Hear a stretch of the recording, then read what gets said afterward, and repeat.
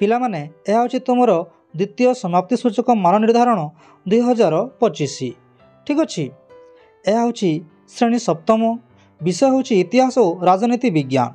ଏହା ହେଉଛି ଶିକ୍ଷାର୍ଥୀଙ୍କ ନାମ। ଏଇଠି ପିଲାମାନେ ତୁମର ନିଜର ନାମ ଲେଖିବ। ଠିକ୍ ଅଛି। ତାପରେ ରୋଲ୍ ନମ୍ବର, ଏଇଠି ତୁମର ସମ୍ପୂର୍ଣ୍ଣ ରୋଲ୍ ନମ୍ବର ଲେଖିବ। ଠିକ୍ ଅଛି। ତାପରେ ଏଇଠି ଲେଖିବ ତୁମର ବିଭାଗ। ଠିକ୍ ଅଛି। ତାପରେ ଏଇଠି ଲେଖିବ ତୁମର ତାରିଖ, ତୁମେ ଯେଉଁଦିନ ପରୀକ୍ଷା ଦେଉଛ। ଠିକ୍ ଅଛି। ତାପରେ ଏଇଠି ଲେଖିବ ବିଦ୍ୟାଳୟର ନାମ, ତୁମର ବିଦ୍ୟାଳୟର ନାମ ଏଇଠି ଲେଖିବ। ଠିକ୍ ଅଛି। ତାପରେ ଏଇଠି ଲେଖିବ ତୁମର ବ୍ଲକ, ତୁମର ବିଦ୍ୟାଳୟଟି ଯେଉଁ ବ୍ଲକରେ ଅଛି ସେହି ବ୍ଲକର ନାମ ଏଇଠି ଲେଖିବ। ଠିକ୍ ଅଛି। ତାପରେ ଏଇଠି ଲେଖିବ ତୁମର ଜିଲ୍ଲା, ତୁମର ବିଦ୍ୟାଳୟଟି ଯେଉଁ ଜିଲ୍ଲାରେ ଅଛି ତୁମେ ସେହି ଜିଲ୍ଲାଟି ଏଠି ଲେଖିବ। ଠିକ୍ ଅଛି। ତାପରେ ଏଇଠି ତୁମର କିଛି ଲେଖିବାର ଆବଶ୍ୟକତା ନାହିଁ। ଠିକ୍ ଅଛି। ତାପରେ ଯିବା ପ୍ରଶ୍ନ ସବୁ କ'ଣ ଅଛି। ପ୍ରତି ପ୍ରଶ୍ନର ମୂଲ୍ୟ ଡାହାଣ ପାଖରେ ଦିଆଯାଇଛି।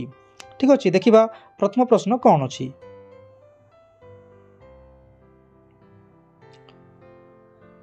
एकରୁ 5 नंबर पर्यंत प्रश्न निमंते 4टी संभाव्य उत्तर दि जाइए। ସେଥିମଧ୍ୟରୁ ଠିକ୍ ଉତ୍ତରଟି ବାଛି ପାଖ କୋଠରୀରେ ଠିକ୍ ଚିହ୍ନ ଦେବ। ଠିକ୍ ଅଛି। ବାରବାଟୀ ଦୁର୍ଗ କେଉଁଠାରେ ଅଛି? ଏଠାରେ ସଠିକ୍ ଉତ୍ତରଟି ହେଉଛି କଟକ। ଏଇଠି ତୁମେ ଠିକ୍ ଚିହ୍ନ ଦେବ। ଠିକ୍ ଅଛି। ତାପରେ ପରବର୍ତ୍ତୀ ପ୍ରଶ୍ନ, କୁତୁବ ମିନାର ନିର୍ମାଣ କିଏ ଆରମ୍ଭ କରିଥିଲେ? ଏହାର ସଠିକ୍ ଉତ୍ତରଟି ହେଉଛି କୁତୁବୁଦ୍ଦିନ ଆଇବାକ। ଠିକ୍ ଅଛି। ତୁମେ ଏଇଠି ଠିକ୍ ଚିହ୍ନ ଦେବ। ଠିକ୍ ଅଛି। ପରବର୍ତ୍ତୀ ପ୍ରଶ୍ନ ଦେଖିବା। ମୁକୁନ୍ଦ ଦେବ ଗଙ୍ଗା ନଦୀ କୂଳରେ କାହିଁକି ତ୍ରିବେଣୀ ଘାଟ ନିର୍ମାଣ କରିଥିଲେ? ଏହାର ସଠିକ୍ ଉତ୍ତରଟି ତୁମେ ଲେଖିବ ପିଲାମାନେ ଗିୟାସୁଦ୍ଦିନଙ୍କୁ ପରାସ୍ତ କରିବାର ସ୍ମୃତି ସ୍ୱରୂପ। ଠିକ୍ ଅଛି। ତୁମେ ଏଇଠି ଠିକ୍ ଚିହ୍ନ ଦେବ। ଠିକ୍ ଅଛି। ପରବର୍ତ୍ତୀ ପ୍ରଶ୍ନ ଦେଖିବା। ଭକ୍ତିବାଦକୁ ସମାଜର ସବୁ ଶ୍ରେଣୀର ଲୋକମାନେ ଗ୍ରହଣ କରିପାରୁଥିଲେ। ଏହାର କାରଣ କ'ଣ? ଏହାର ସଠିକ୍ ଉତ୍ତରଟି ହେଉଛି ଭକ୍ତିବାଦୀମାନେ ଆଞ୍ଚଳିକ ଭାଷାରେ ଭଜନ ଓ ପ୍ରାର୍ଥନା କରିପାରୁଥିବାରୁ। ଠିକ୍ ଅଛି। ତୁମେ ଦେବ ଖ ନମ୍ବର, ଏଇଠି ଠିକ୍ ଚିହ୍ନ ଦେବ। ଠିକ୍ ଅଛି। ପରବର୍ତ୍ତୀ ପ୍ରଶ୍ନ ଦେଖିବା। ଭାରତ ସମ୍ବିଧାନ ପ୍ରଣୟନ ସଭାର ସ୍ଥାୟୀ ସଭାପତି କିଏ ଥିଲେ? ଏହାର ସଠିକ୍ ଉତ୍ତରଟି ତୁମେ ଲେଖିବ ପିଲାମାନେ ଡକ୍ଟର ରାଜେନ୍ଦ୍ର ପ୍ରସାଦ। ଡକ୍ଟର ରାଜେନ୍ଦ୍ର ପ୍ରସାଦ, କ ନମ୍ବର ଠିକ୍ ଚିହ୍ନ ଦେବ। ଠିକ୍ ଅଛି। ପରବର୍ତ୍ତୀ ପ୍ରଶ୍ନ କ'ଣ ଅଛି ଦେଖିବା। 6 ନମ୍ବରରୁ 10 ନମ୍ବର ପର୍ଯ୍ୟନ୍ତ ପ୍ରଶ୍ନ ପାଇଁ ବନ୍ଧନୀ ମଧ୍ୟରୁ ଉପଯୁକ୍ତ ଉତ୍ତରଟି ବାଛି ଶୂନ୍ୟସ୍ଥାନ ପୂରଣ କର। ଠିକ୍ ଅଛି। ପ୍ରଥମ ପ୍ରଶ୍ନ ଦେଖିବା। ଚୋଡ଼ଗଙ୍ଗ ଦେବଙ୍କର ରାଜଧାନୀ ଡେକ୍ସ ଥିଲା। ଏହାର ସଠିକ୍ ଉତ୍ତରଟି ହେଉଛି କଳିଙ୍ଗ ନଗର। এই କଳିଙ୍ଗ ନଗରକୁ ତୁମେ ଏହି ଶୂନ୍ୟସ୍ଥାନରେ ଲେଖିବ। ଠିକ୍ ଅଛି। ପରବର୍ତ୍ତୀ ପ୍ରଶ୍ନ, ପଦ୍ମିନୀ ଡେକ୍ସ ରାଜ୍ୟର ରାଣୀ ଥିଲେ। ପଦ୍ମିନୀ କେଉଁ ରାଜ୍ୟର ରାଣୀ ଥିଲେ? ମେୱାର ଏଠାରେ ଲେଖିବ। ଠିକ୍ ଅଛି। ଏହାକୁ ତୁମେ ଶୂନ୍ୟସ୍ଥାନରେ ଲେଖିବ। ପରବର୍ତ୍ତୀ ପ୍ରଶ୍ନ, ନିମ୍ନୋକ୍ତ ମଧ୍ୟରୁ ସ୍ୱର୍ଗୀୟ ବିଶ୍ୱାସ ଡେକ୍ସର ଅର୍ଥକୁ ବୁଝାଏ। ଠିକ୍ ଅଛି। ଏହାର ସଠିକ୍ ଉତ୍ତରଟି ହେଉଛି ଦିନ ଇ ଇଲାହି। ତୁମେ ଏହାକୁ ଏହି ଶୂନ୍ୟସ୍ଥାନରେ ଲେଖିବ। ଠିକ୍ ଅଛି। ପରବର୍ତ୍ତୀ ପ୍ରଶ୍ନ, ପ୍ରତିବର୍ଷ ଡେକ୍ସ ତାରିଖକୁ ମାନବିକ ଅଧିକାର ଦିବସ ରୂପେ ପାଳନ କରାଯାଏ। ଏହାର ସଠିକ୍ ଉତ୍ତରଟି ହେଉଛି ଡିସେମ୍ବର 10। ତୁମେ ଏହାକୁ ଏହି ଶୂନ୍ୟସ୍ଥାନରେ ଲେଖିବ। ଠିକ୍ ଅଛି। ପରବର୍ତ୍ତୀ ପ୍ରଶ୍ନ ଦେଖିବା।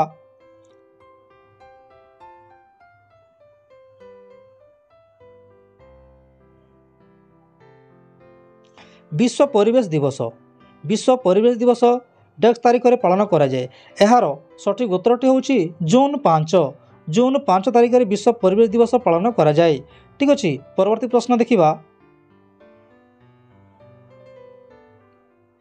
11ରୁ 15 ନମ୍ବର ପର୍ଯ୍ୟନ୍ତ ପ୍ରଶ୍ନର ଉକ୍ତିଗୁଡ଼ିକର ରେଖାଙ୍କିତ ପଦକୁ ବଦଳାଇ ଭ୍ରମ ସଂଶୋଧନ କରି ଉତ୍ତର ଲେଖ।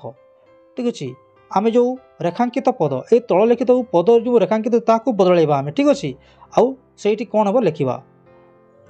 11 ନମ୍ବର, ଏଠାରେ ଓଡ଼ିଆ ମହାଭାରତ ଜଗନ୍ନାଥ ଦାସ ଲେଖିଥିଲେ। ଏଠାରେ ଏଇ ରେଖାଙ୍କିତ ପଦ ଅଛି ଜଗନ୍ନାଥ ଦାସ। ଏହି ସ୍ଥାନରେ ହେବ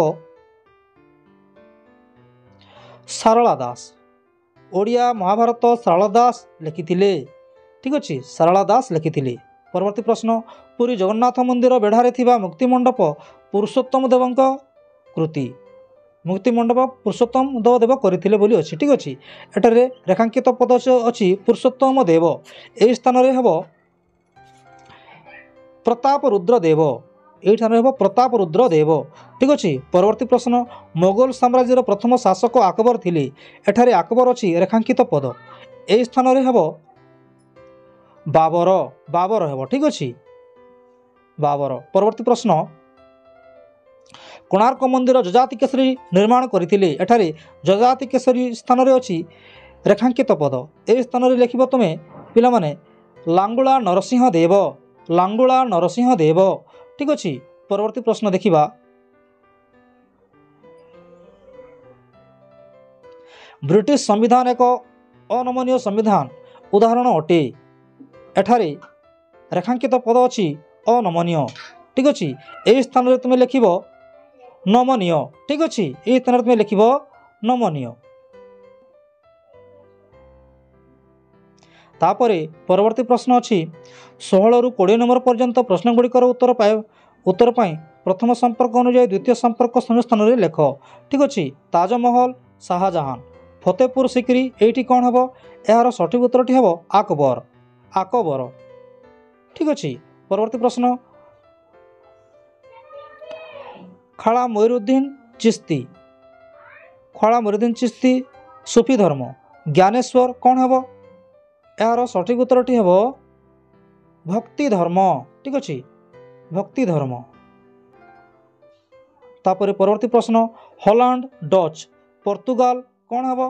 यार सठिक उत्तरटी हबो पोर्तुगीज। ठीक अछि। पोर्तुगीज।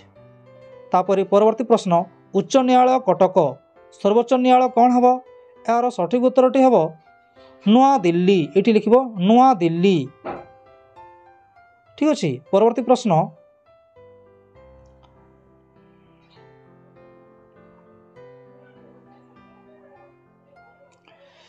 मौलिक कर्तव्य 11टी, मौलिक अधिकार केते गोटी? यार सठिक उत्तरटी तुम लिखिबो 6 गोटी। ठीक अछि। 6 गोटी। परवर्ती प्रश्न 21 रु 25 नंबर पर्यंत प्रश्नर उत्तर गुड़िक 2टी बा 3टी वाक्य रे लेख। ठीक अछि। प्रथम प्रश्न भक्ति और सूफी धर्म आंदोलन फलाफल वर्णना कर। पिला माने मु डाकी दोछि तुम निजे लिखिबो। ठीक अछि। हिंदू और मुसलमान मानकु परस्पर निकटवर्ती कराइथिला। एक नूतन भारतीय संस्कृति विकास दिगरे सहायक होइथिला। हिंदू माने मुसलमान मानकर पीर ओ मुसलमान माने हिंदू देवता नारायण को भक्ति प्रदर्शन करुथिले। ठीक अछि। तापरे परवर्ती प्रश्न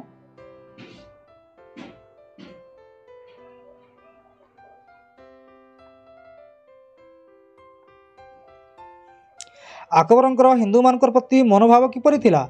एहार सठिक उत्तरटी देउछि हिंदू और मुसलमान मानक मध्य भेदभाव दूर करबा पई चेष्टा करिथिले। तीर्थयात्री और जिजिया कर उठाई देइथिले। हिंदू मानक प्रति उदार थिले। बेले बेले हिंदू मानक परि पोशाक पिंधुथिले। हिंदू पर्वपर्वाणी और उत्सव रे जोग देउथिले। ठीक अछि। परवर्ती प्रश्न देखिबा तुम भली शिशु मानकु केउ परिस्थिति रे देखिले तुम जानिबो सेमाने मागणा और बाध्यतामूलक शिक्षार मौलिक अधिकार को वंचित होइचंती। एहार उत्तर तुम लिखिबो पिला माने सेमाने उपयुक्त खाद्य क्रीडारू वंचित होइथिबे। 6 वर्षरू 14 वर्षर पिला माने प्राथमिक शिक्षारू वंचित होइथिबे। 14 वर्षर कम पिला माने खणी और कठिन काम रे नियुक्त होइथिबे। ठीक अछि। परवर्ती प्रश्न देखिबा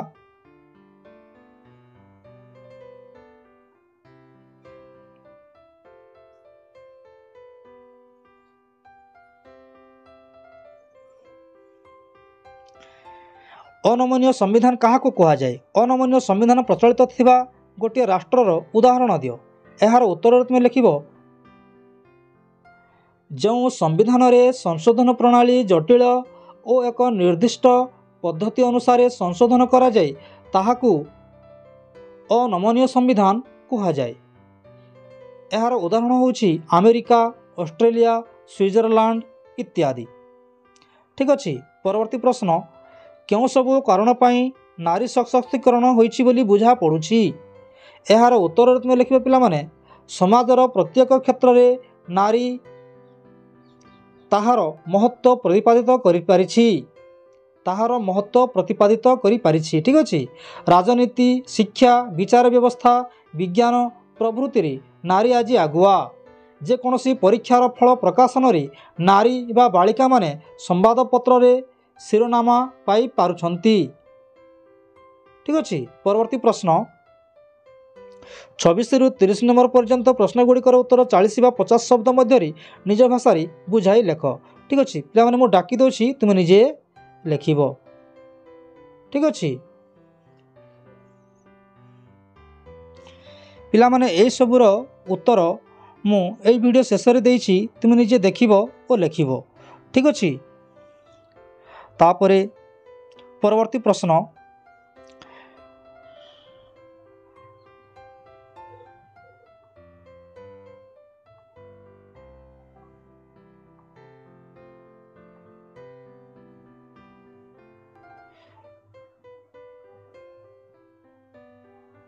चित्रकलार विकास मध्य जुगरे किपरि होइतिला आलोचना कर।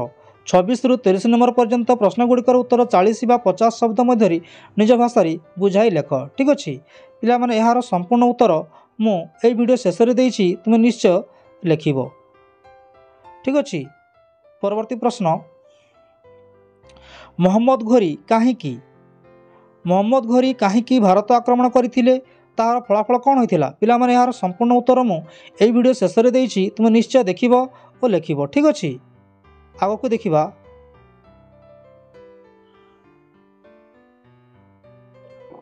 इंग्रेज और फरासी मध्य वाणिज्य प्रतिद्वंदिता थिला बोली तुम क्यों क्यों सूत्रु जाना पाओ पिला माने यार संपूर्ण उत्तर मु ए वीडियो शेष रे देइछि तुम लेखिबो ठीक अच्छे। परवर्ती प्रश्न देखिबा राष्ट्रर निर्देशमूलक नीति को केते भाग में विभक्त करा जाइछि उदाहरण वर्णना कर ठीक अच्छे। पिला माने यार संपूर्ण उत्तर मु ए वीडियो शेष रे देइछि तुम निश्चय देखिबो लेखिबो ठीक अच्छे। परवर्ती प्रश्न शिशुर मौलिक अधिकार गुड़िक क्षुण्ण हेले कौन असुविधा हम बोली भावुच पिला माने यार संपूर्ण उत्तरटी मु ए वीडियो शेष रे देइछि तुम निश्चय देखिबो। धन्यवाद पिला माने वीडियोटी केमिति लागिला निश्चय कमेंट करी लिखि जणाइबो एवं निज सांगसाथी मान निकट को शेयर करिवो ठीक अच्छे। धन्यवाद।